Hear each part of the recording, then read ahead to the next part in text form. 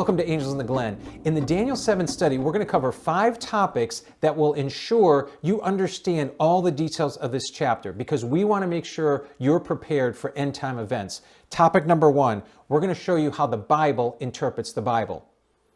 Let me give you an example of this. Look at Daniel 7 verse 3. And 4 great beasts were coming up from the sea, different from one another.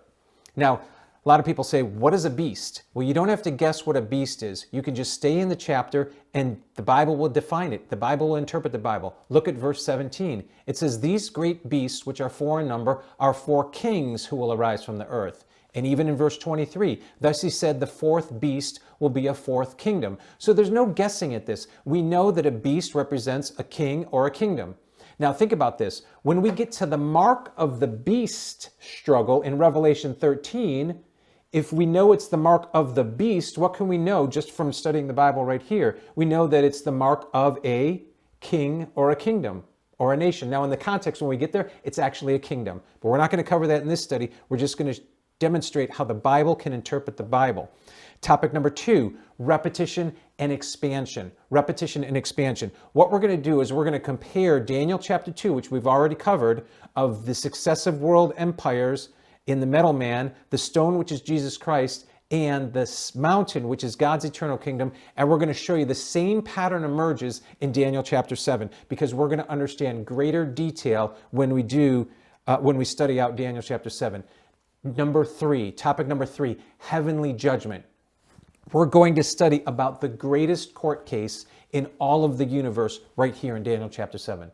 It's actually a judgment on the little horn, and it's a judgment for God's people. Now, I'm not going to give it away here, but it is the greatest court case in the entire universe once and for all, which leads us to the 4th topic, the little horn. There's a lot of confusion about who this little horn is because it gets judged in this heavenly judgment scene. And we're going to identify 10 characteristics that will make it unequivocal who this little horn is.